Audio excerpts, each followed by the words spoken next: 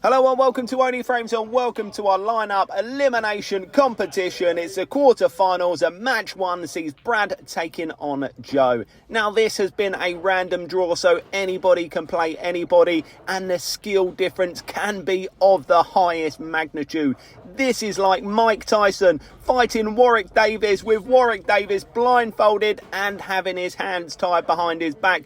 That is the difference between these two within abilities, and Joe is staying true to form and is absolutely miles ahead.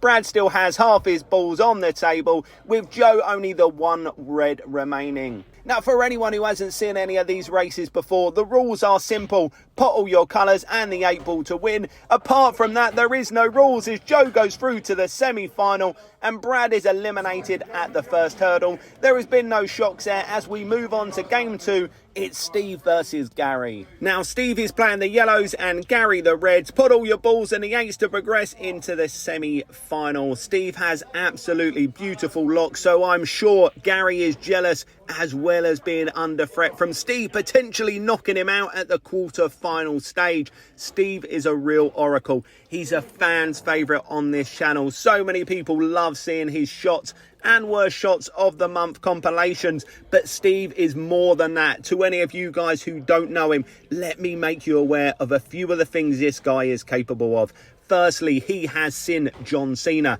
he's touched MC Hammer, and he knows Victoria's Secret. Superman wears Steve pajamas, and when Alexander Graham Bell invented the telephone, he had 5 missed calls from Steve already. Work that out. How is that even possible? And just for good measure, he turns water into wine, which is great when I'm around him, as I love a tipple of the red.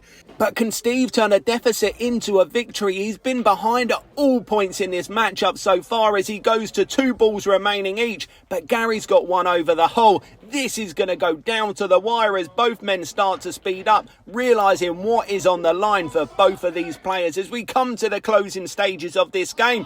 1 ball remains for each. Steve rattles one, but Gary sinks his. Gary is on the 8. He's hit the light bulb. This has become chaos. This is a true line-up race. You have to wait for the white to stop.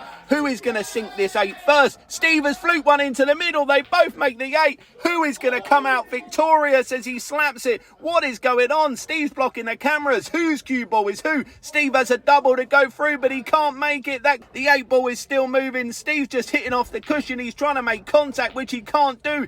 Gary just slaps one like his name is Chris Brown and the ball is Rihanna. Steve looks to pot it, but he can't do so. This is crazy. I feel like I'm commentating on the Grand National. Who knows what's going to happen as this game comes to its conclusion? I need to take a breath. I can't speak. And Gary can't pot again. This is such drama. This is better than EastEnders. Steve might have fluked it, but Gary sneaks it in. What a victory. That was unbelievable. What a game. That's potentially one of the greatest matchups in Only Frames history. We move on to game 3. Now, as we move on to game 3, we see Mark playing Lou the dog, and I'm hoping this game gives me an opportunity to catch my breath after such an epic battle in game 2. This seems to be at more of a pedestrian pace so far. We all know that Lou the dog does not like winning lineup races. I mean, he's lost to Chris with a 5-second, 10-second, 15-second, 20-second, 25-second, and a 30-second head start. But starting at the same time as Mark, can he finally win a match today? Let's hope so. But while we're talking about the shorts that Louis been in, I'm going to point you in the direction of our TikTok and our Instagram channels, which are at onlyframes_, where you can find all the shorts that we create, as well as our best shots and worst shots of the month compilations. While you're there, don't forget to smash that follow button, as Lou sinks the 8 early. He's out. That's the only rule. That's the only thing you can't do. Both men are unsure, but Lou the dog is out and Mark progresses. As we move on to our final match in the quarterfinals, it's Tom versus Chris,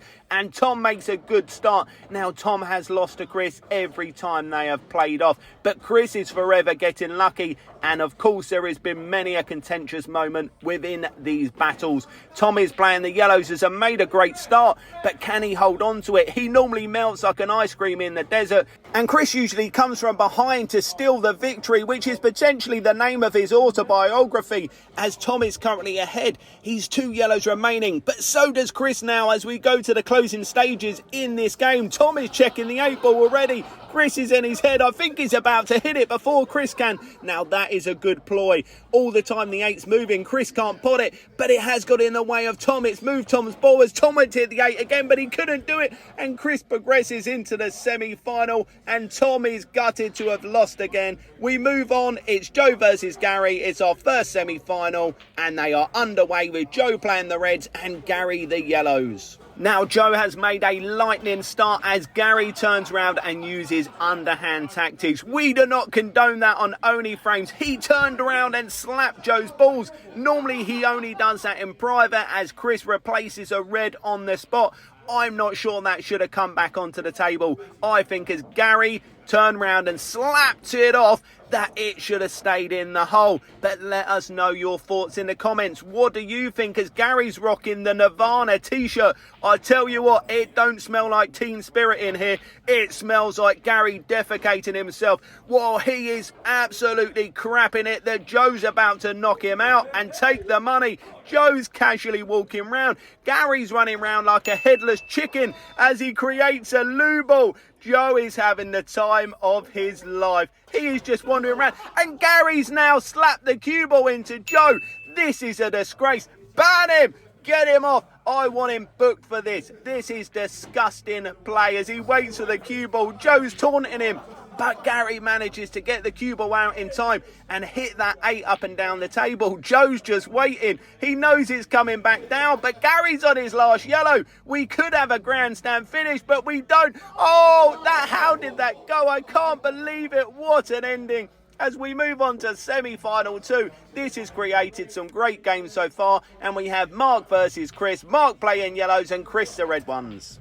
Now, I'm sure both of these guys will want to find their way into the final, but who will hold their nerve as this game unfolds? It's been a sloppy start by both players as this game has begun, but can they start to find some form? Mark has finally potted a ball, but can he find some form? Can he really speed up? Can he beat Chris in a lineup race? I don't think Chris has ever been defeated yet. Can he get to the final and win that without ever losing a game? No one on the channel so far has beat him, but he hasn't played Joe yet, which he will have to do if he wants to win this competition. Mark is all over the place. I mean, neither of these guys have started well, but Mark has potted 1 ball. We've been playing 10 minutes. Sort it out, man. As Chris is down to 4, it seemed like Chris has potted more. I don't know what's going on here as both players start to speed up. Mark has got his chicken wing out. He works at KFC on the weekends and he sinks another. It's down to 2 balls each as Chris doubles one in.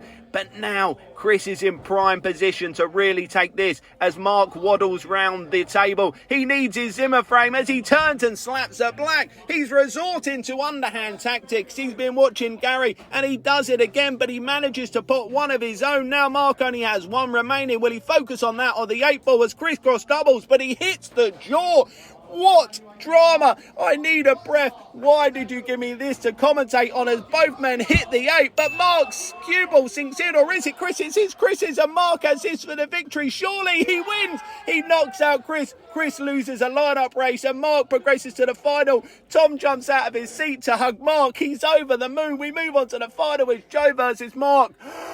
I'm going to take a breather. As we move on to the final, I think you'll all agree this has been an epic spectacle. Something you're not used to on Only Frames, and Joe plays the reds and Mark plays the yellows. Who cares who wins? The winner has been 8 ball pool. I mean, this game had died a death. 2 Only Frames was invented. I'm sure you'll all agree. Who was playing pool beforehand? But Mark is currently in the lead. This is against the odds. This is defying all logic. Joe was a pre-tournament favourite. So far, he's been walking around the table most games, but we now go to 1 ball each remaining. Mark on yellows, Joe on reds. Who will get to that 8 first? They're both on it. Mark has first go, but he pots the cue ball. It rattles. It's heading towards the middle. Will Joe ever pot it as we wait for Mark to fetch his cue ball? And Joe misses a gimme. What are you doing, man? Are you trying to make me have a heart attack? And Mark rattles it. He rattles steals it twice, but he's left it up, but Joe can't pot it.